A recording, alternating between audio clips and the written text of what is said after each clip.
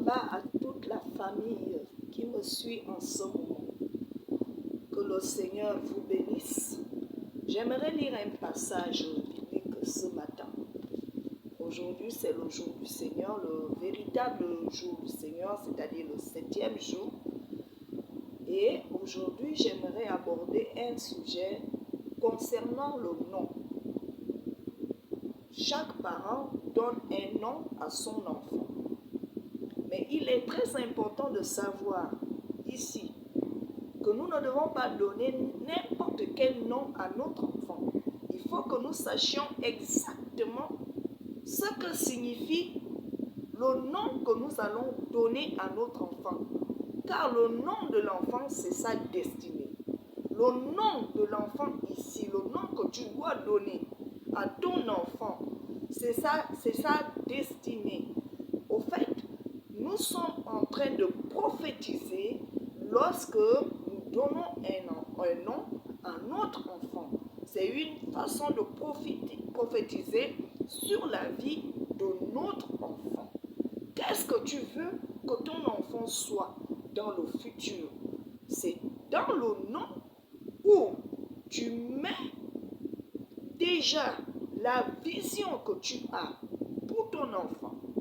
Nous voyons que quand le Seigneur avait créé toutes choses, il avait créé l'homme et il a créé les animaux. Ce n'est pas le Seigneur qui a donné les noms aux animaux.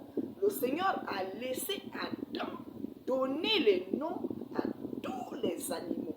Et c'est Adam aussi qui va donner le nom à Ève. Quand nous lisons toujours la parole du Seigneur, nous allons voir que le Seigneur va changer le nom de Jacob. Il va lui donner le nom Israël. Pourquoi? Parce que le nom Jacob n'était pas un bon nom. Mais de nos jours, nous donnons à nos enfants des noms que nous ignorons, les origines. Nous ignorons la signification de ces noms. Et parfois, nous connaissons même les significations parce que nous donnons même des noms qui amènent la malédiction dans nos vies, dans la vie de nos enfants. Je prends un peu l'exemple. Il y a des gens qui s'appellent, en langue de femme, Biyog. Biyog. Biyog veut dire les malédictions. Un parent, tu vas prendre ce nom, tu vas coller ce nom sur la vie de ton enfant. C'est que tu es en train de dire que dans toute sa vie, il sera maudit. Tu déclares une parole. Et à chaque fois, les gens vont l'appeler comme ça. Parce que la parole que nous faisons sortir de notre bouche, nous oublions que cette parole est très puissante. Elle est très puissante. On ne s'amuse pas avec nos bouches. La Bible nous demande de ne pas trop parler. La Bible nous demande de ne pas prononcer des mauvaises paroles. Mais toi, en tant que père ou mère, tu prends ce nom, tu le colles sur ton enfant. Et demain ou après-demain, tu te poses la question, pourquoi mon enfant a des problèmes dans sa vie? Pourquoi les choses ne marchent pas dans sa vie? Frères, sœurs, nous devons faire très attention. Même le nom que nous donnons à nos enfants peut attirer beaucoup de dégâts dans la vie de cet enfant. Il y a des filles qui se prénomment aujourd'hui Souffrance. Parce que la mère a subi des maltraitances pendant sa grossesse ou bien parce qu'elle était beaucoup malade. Elle va donner à sa fille le prénom Souffrance. Et cette fille, en grandissant, va connaître des souffrances dans sa vie. Elle va se demander qu'est-ce qui ne va pas. Mais c'est le nom que tu portes qui attire des problèmes dans ta vie. Voilà pourquoi nous, aujourd'hui, nous qui avions des yeux ouverts, nous devons faire très attention. On ne doit plus fonctionner de la même manière. choisir des jolis noms. Nous avons des noms dans nos langues, des noms qui ont des bonnes significations que nous pouvons donner à nos enfants. Je prends un exemple. La gloire. La gloire, ça veut dire dans ma langue, Euma. Euma, c'est un joli prénom qu'on peut donner à une fille. Il y en a bien d'autres. Adzo, c'est la parole. Adzo, c'est la parole.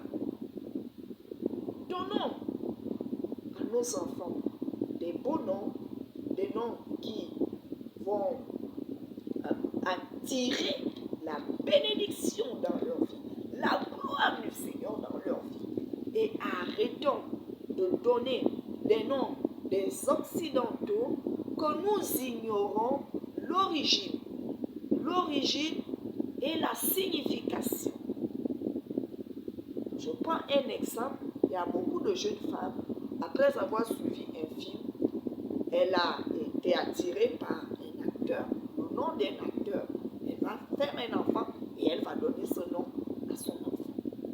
Mais est-ce que tu connais l'origine de ce nom? Est-ce que tu connais ce que signifie ce nom? Non. Arrêtons de donner à nos enfants des noms que nous ignorons l'origine et des noms que nous ne connaissons pas la signification. Pour cela, je vais lire dans Genèse 2 pour confirmer que c'est Adam qui avait donné les noms aux animaux. La Bible dit, chacun de ces animaux devait porter le nom que l'être humain lui donnerait. C'est bien normal que nous donnons les noms à nos enfants. Les noms à ce que nous avons. Parce qu'il y a des maisons ou des entreprises que les gens créent qui ont des noms. Et ce sont des personnes qui donnent ces noms-là. Donnons des noms qui attirent la bénédiction, qui attirent la gloire du Seigneur à nos enfants, à nos entreprises, dans tout ce que nous faisons. Merci de m'avoir suivi. Que la paix et la grâce du Seigneur vous accompagnent. Je dirais aussi, avant de finir, avant de conclure, que tous ceux qui ont besoin de soutien dans la prière peuvent envoyer des messages. Je vais vous soutenir dans la prière. Je vais vous soutenir. Je vais prier pour vous. Tous ceux qui ont des problèmes, des difficultés dans leur vie, vous pouvez écrire sur mon YouTube. Je vais vous soutenir dans la prière et je crois au nom de notre Sauveur, notre Seigneur, qu'il y aura un miracle qui va s'opérer dans vos vies. À bon entendeur, salut. Merci beaucoup de m'avoir suivi.